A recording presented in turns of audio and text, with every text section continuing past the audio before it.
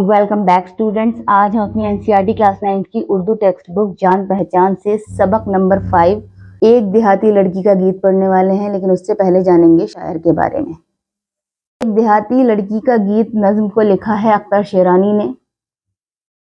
मोहम्मद दाऊद खान अख्तर शिरानी राजस्थान के शहर टोंक में पैदा हुए।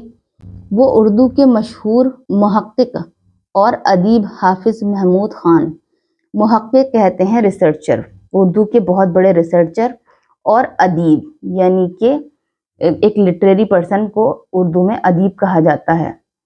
हाफिज महमूद खान शिरानी के बेटे थे।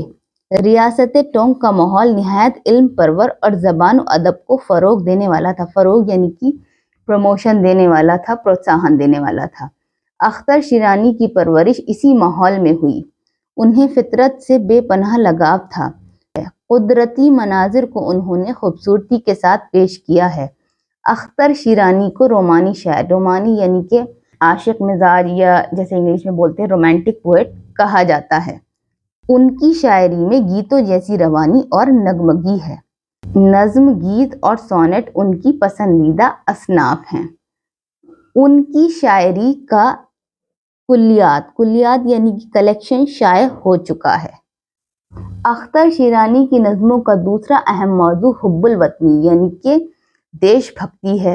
उनकी नज़मों में अपनी धरती और उसके हुस्न के जलवों का अक्स झलकता है, जिन्हें पढ़कर एक मानूस फिजा का एहसास होता है। मानूस यानी कि अपनाइयत वाली फिजा का एहसास होता है।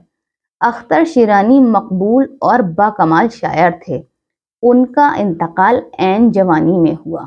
सुनो ये कैसी आवाज आ रही है, कोई गांव की लड़की गा रही है। फिजा पर, बस्तियों पर, जंगलों पर धुआंधार एक बदली छा रही है। बदली यानी कि बादल छा रहे हैं। छमाछम मीना की बूंदें पड़ रही हैं। मीना यानी कि बारिश के सावन की परी कुछ गा रही है। हवा की सरसराहट है कि फितरत पुरानी जिंदगी दोहरा रही है। ये घर ससुराल होगा शायद उसका, जभी माँ बाप की याद आ रही है। जभी मसरूफ है आहों फगा में। आहों फगा यानी कि दुख दर्द का इजहार करने में। जभी गमगीन लय में गा रही है। शिवालय में गजर भी जाग उठा। शिवालय यानी कि शिव मंदिर, गजर यानी कि घंटा। ठना ठन ठन ठन की आवाज आ रही है।